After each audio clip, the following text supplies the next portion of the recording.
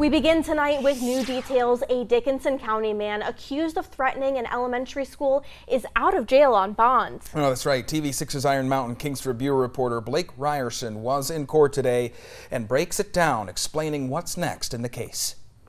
All rise.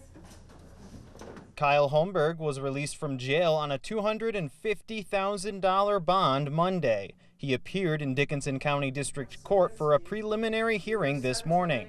Holmberg's attorney, Abby Anderson, was granted a continuance, which delayed the hearing. His bond was also amended to allow him a phone without access to the internet so he can contact his attorney.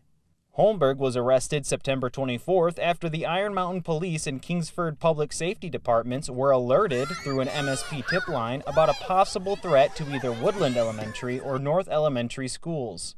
Other than that, the IMPD only stated that Holmberg's home had been searched. So we filed a request under the Freedom of Information Act for the criminal complaint to fill in the details, but the complaint was heavily redacted. In addition, Judge Julie Lacoste declined to livestream Holmberg's September 25th arraignment. But after requesting the written hearing transcript, we learned a co-worker had reported Holmberg for comments he'd made. It also revealed that numerous guns and ammunition, including an AR-style assault rifle, were found in his home. In the transcript, Judge Lacoste acknowledges this discovery, saying, "That causes the court great concern, especially considering what I've observed in the media as the types of AR assault rifles being used in these mass killings in schools, streets, theaters, shopping malls, and everywhere else that these tragedies are occurring." We called both Assistant Prosecuting Attorney Alex Siminski and Defense Attorney Abby Anderson for comment, but have not heard back. Holmberg's next court date is set for November 9th. Blake Rierson, TV6 News, Iron Mountain.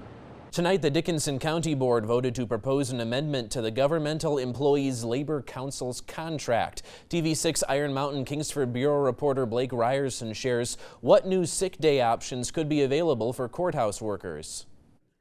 Dickinson County courthouse workers are represented by the Governmental Employees Labor Council. The county has contracts with other public workers unions, but the GELC's is different when it comes to sick leave. Dickinson County Controller Administrator Brian Bosley says the amendment is an attempt to standardize all of the county's union contracts. All they're trying to do is modernize everything and trying to get everything the same on all four union contracts that we do have. Under the current GELC contract, employees can hold a maximum of 800 hours of sick leave. Any additional hours can be turned into a bonus at the end of the year, equal to half of the hours banked. Under the amendment, the limit of hours is reduced from 800 to 500. Let's say an employee has 4 hours over the maximum amount of sick leave. At the end of the year, the county buys back those 4 hours and pays the employee half of the price, which means an employee gets the bonus of 2 hours.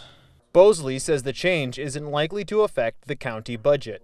Want to get it in place before the end of the year. That way anybody who's over the 500 hours for new employees can afford anything that they're granted. There might not be that many, but I know there's at least one. He says he expects the GELC to accept the amendment. County Board approved everything. We just had to have everything signed off by the union, which won't take much because they were in favor of it before.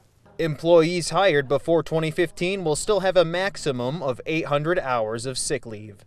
Blake Rierson, TV6 News, Iron Mountain. A Western UP snowmobile corridor will have traffic this winter, and at a special meeting, the Wakefield City Council voted this morning to open a segment of Trail 2. Now, this is a story we've been following closely, and TV6's Iron Mountain Kingsford Bureau reporter Blake Rierson breaks it down. The city of Wakefield will open Old US 2 to be used as a segment of Snowmobile Trail 2 again this season. Old US 2 was first used as a reroute in 2022 after a local snowmobile club lost access to a portion of trail on private property. According to Wakefield City Manager Robert Brown Jr., the city stepped in to help, but there were still problems during the last season with the Old US 2 section of trail. Ultimately, the City Council felt that trail was a little risky for them. Some liabilities concerns, vehicle traffic conflicts. So the City Council revoked access back in March of 2023. One of the major issues was this section of US 2. There's only a 5-foot difference between the guardrail on the north side and the road itself. Additionally, the Gogebic Medical Care Facility brings plenty of traffic down the road. As you can see, my hand is about 6 inches away from touching the road, and this is supposed to be an area which faces down and back traffic from snowmobilers. But the city plans to post more signs to warn both snowmobilers and drivers about the oncoming traffic. Brown says the city is working with the Michigan Department of Natural Resources to find a permanent trail location. There's a potential with the DNR to remove that trail farther to the north into our right-of-ways and develop an independent separate trail from the road system itself. The City Council voted unanimously to grant use of Old US 2 again this season as they work towards a more permanent solution. Blake Rierson, TV6 News, Wakefield.